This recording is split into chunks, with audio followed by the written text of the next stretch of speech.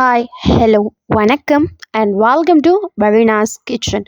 இன்றைக்கி நம்ம பரீனாஸ் கிச்சனில் என்ன ரெசிபி பார்க்க போகிறோன்னா சுவையான எக் மஞ்சூரியன் எப்படி செய்கிறதுன்றதை பார்க்க போகிறோம். வாங்க கிச்சனுக்குள்ளே போகலாம். இது செய்கிறதுக்கு நான் இன்றைக்கி ஒரு 3 முட்டையை நல்லா பாயில் பண்ணி எடுத்து வச்சுருக்கேன். இப்போது இதை நம்ம சின்ன சின்ன பீசஸாக கட் பண்ணி எடுத்துகிட்டு வந்துடலாம். பாருங்கள், இந்த அளவுக்கு நான் கட் பண்ணி எடுத்துகிட்டு வந்திருக்கேன். இப்போது ஒரு மிக்சிங் பவுலில் நம்ம கட் பண்ணி எடுத்துகிட்டு வந்த முட்டை, அது கூட ஒரு சின்ன துண்டு இஞ்சியை பொடி பொடியாக நறுக்கி சேர்த்துருக்கேன். அது கூடவே ஒரு 3 பல் பூண்டை பொடி பொடியாக நறுக்கி சேர்த்துருக்கேன். இது கூடவே ஒரு பச்சை மிளகாவை பொடி பொடியாக நறுக்கி சேர்த்துக்கோங்க. இது கூட 3லேருந்து 4 டேபிள் ஸ்பூன் அளவுக்கு கடலை மாவு சேர்த்துக்கலாம். இது கூடவே 1/4 டேபிள் ஸ்பூன் அளவுக்கு மஞ்சள் தூள், 1 டேபிள் ஸ்பூன் அளவுக்கு மிளகாய் தூள், 1/4 டேபிள் ஸ்பூன் அளவுக்கு சீரகத்தூள், 1/2 டீஸ்பூன் அளவுக்கு கரம் மசாலா, இது எல்லாத்தையும் சேர்த்துக்கலாம். மிளகாய் தூள் உங்கள் காரத்துக்கு ஏற்ற மாதிரி சேர்த்துக்கோங்க, ஏன்னா நம்ம பச்சை மிளகாவும் சேர்த்துருக்கோம். தேவையான அளவுக்கு உப்பும் சேர்த்துட்டு நம்ம நல்லா இதை மிக்ஸ் பண்ணி விட்டுக்கலாம். அடுத்து இதில் நான் ஒரு பச்சை முட்டையை உடச்சி இதில் சேர்த்துட்டு நம்ம நல்லா மிக்ஸ் பண்ணி விட்டுக்கலாம்.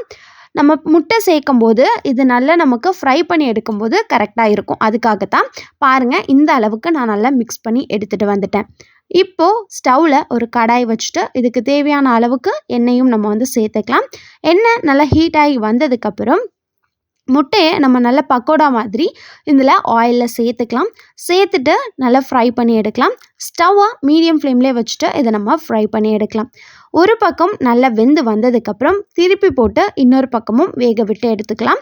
2 பக்கமும் நல்லா வெந்து ப்ரௌன் கலரில் வந்ததுக்கப்புறம் நம்ம எடுத்துட்டோம் அப்படின்னா நம்மளோட முட்டை பக்கோடா ரெடி ஆகிடும். பாருங்கள், இந்த அளவுக்கு நான் ஃப்ரை பண்ணி எடுத்துகிட்டு வந்துட்டேன். இது ஒரு பக்கம் இருக்கட்டும். இப்போது ஒரு கடாயில் 3லேருந்து 4 டேபிள் ஸ்பூன் அளவுக்கு எண்ணெய் சேர்த்துக்கலாம். எண்ணெய் நல்லா காஞ்சி வந்ததுக்கப்புறம் இதில் ஒரு சின்ன துண்டு இஞ்சியும் பூண்டையும் நான் பொடி பொடியாக நறுக்கியிருக்கேன், அதை சேர்த்துக்கிறேன்.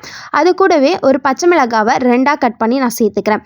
அடுத்து நம்ம ஃப்ரை பண்ணி எடுத்து வச்சுருந்தேன் அந்த முட்டை பக்கோடாவையும் சேர்த்துட்டு லைட்டாக ஆயிலில் இந்த மாதிரி மிக்ஸ் பண்ணி விட்டுக்கிறேன். ஸ்டவ்வை மீடியம் ஃப்ளேம்லேயே வச்சுக்கோங்க.